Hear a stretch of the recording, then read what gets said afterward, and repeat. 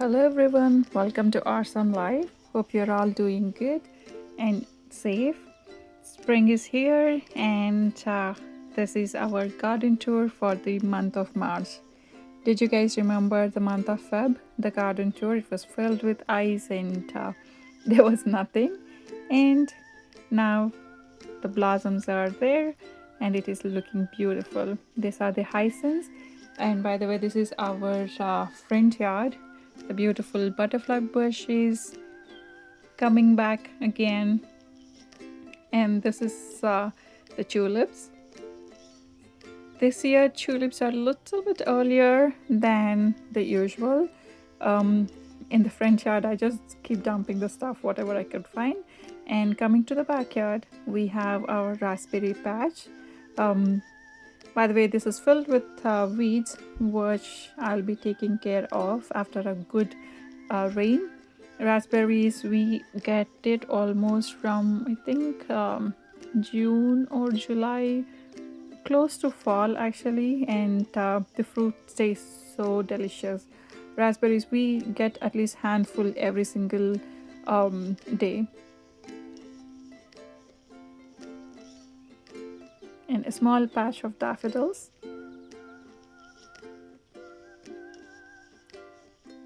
And you guys remember the leaf mold that is cooking up nice and good. And if we go in a little bit inside, this is the hydrangea. Most of the hydrangeas don't do pruning because the flowers are on the woods, on the old woods. So now if you happen to see no flowers, and one of the main thing would be trimming it during the fall time, which we shouldn't be doing it. I learned it, and last year we got beautiful flowers which would have happened on the old wood. For the hydrangea, we gave a little bit of fish fertilizer in the beginning of the spring, and it is picking up its growth. And this is a button rose. By the way, my garden is as real as it can get. I do not want to I do not want to do any sort of cleanup before doing the videos because I wanted to show you guys the natural part of gardening. And this is the mimosa plant. I don't know how many of you remember, in India we get this pink furry flowers, looks amazing. And the blueberry bush, that is also growing nice and good. And there is one more blueberry bush and couple of daffodils here and there. And this is a sad looking blueberry bush which I need to work on. I don't know if I can bring her back, but we'll see. And this is the beautiful coral, kind of coral pink flowers. It looks so amazing. And this plant I think is one of the beautiful roses, and it's almost like easy of maintenance. It was very short when I got it, and it just grew way too good in 2 years. And a couple of more hyacinths. Hyacinths smell so delicious, guys. If you want your yard to have that like nice fresh scent, plant the hyacinth bulbs. And this is the hibiscus one. This is gonna come back again. And this is the red roses, and this is the strawberry vanilla hydrangea. The color of the hydrangea looks pretty cool. And the lilies.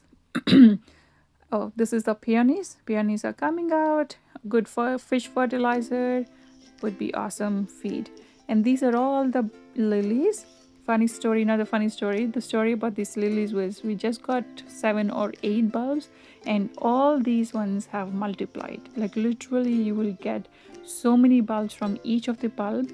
They multiply so fast. I'm gonna do a video on how to take care of these lily plants. This would look so amazing in summer.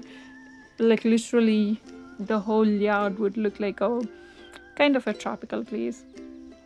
And the apple tree, which I never got time to prune it, but it is what it is. And this is golden something bush. I cannot remember the name of it. Golden something bush. And our beautiful Jane magnolia.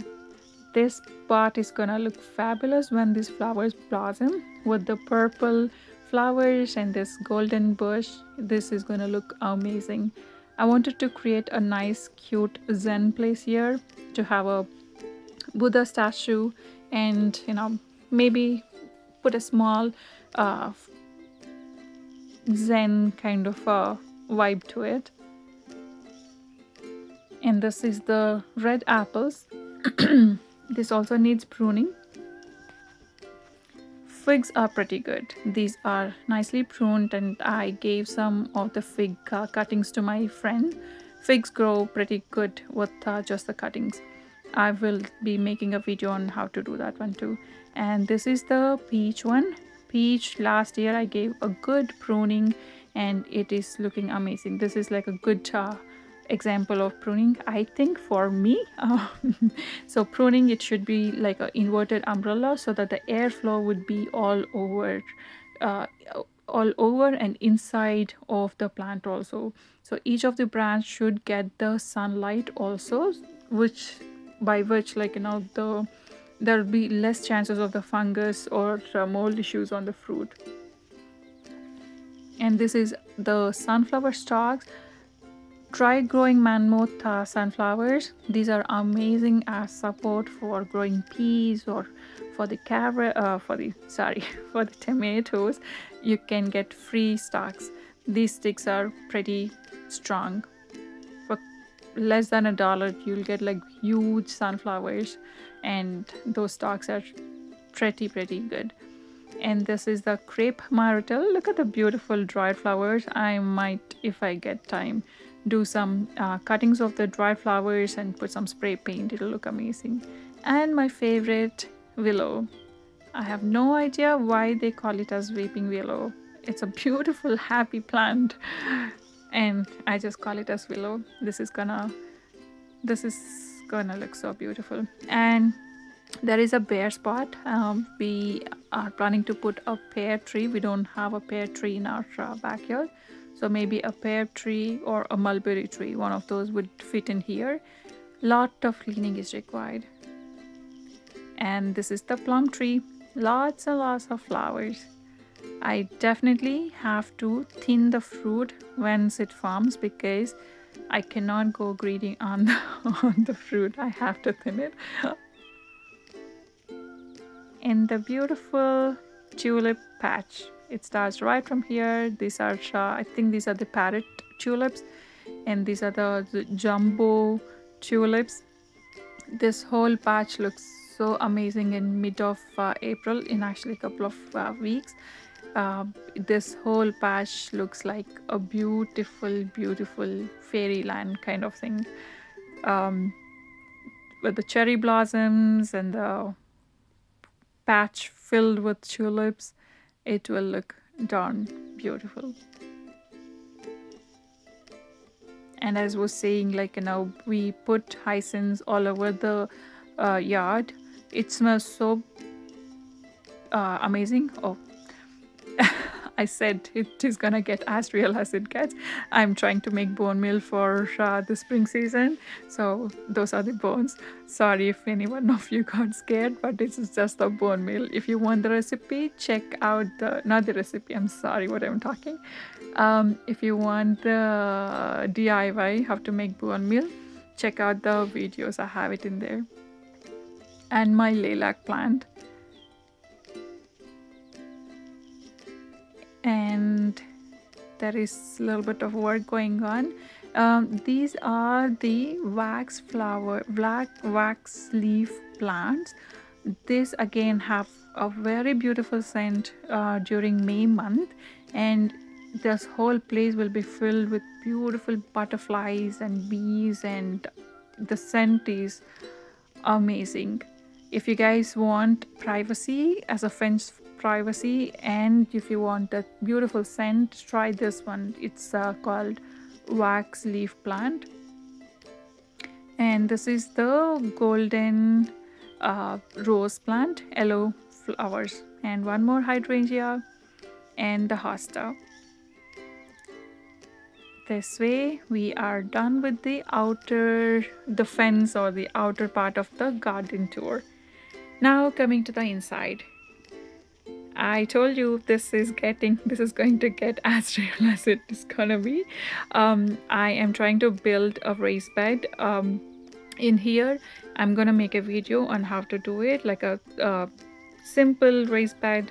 And coming to this bagged cow manure, if you guys happen to see in Lowe's or Home Depot, if they have bagged it, which means like you could actually get a deal on it. I got this ones for almost $3, I think. Depends on, like, whom you're gonna talk with. So I got it for $3, which was actually $7.5. The actual cost was $7.5 since the bag was torn. I got for a deal of $3. And the garlic, you guys remember in the fall video I said the garlic time has crossed, but I just wanted to give it a try. And this is what happens when you give it a try. If it works out, you'll get this beautiful garlic at least, right? So it is growing good. I am happy with the results. And a couple of more of my garden things. My husband wanted to put a nice like a shed kind of thing to hide all the stuff, but I want it to be like this. I want to have that kind of a farm vibe, with all the cow manure sitting there and a garden fork and a couple of other goodies for my garden in the raised bed. Now getting into the raised bed, what we have, the kale is still there. This kale is like a magical kale, I feel.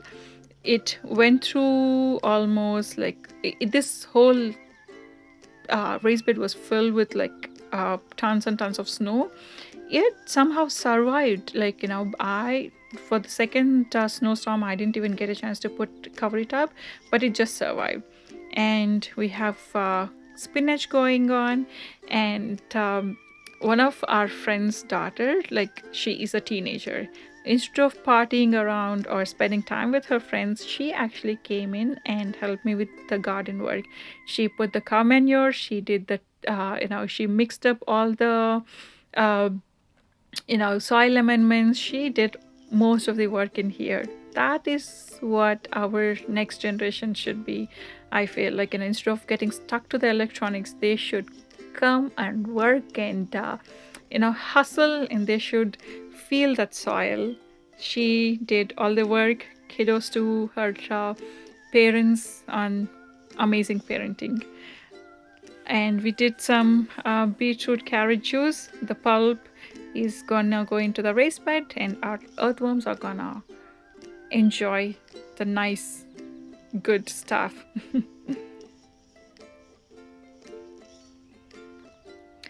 And the brassicas.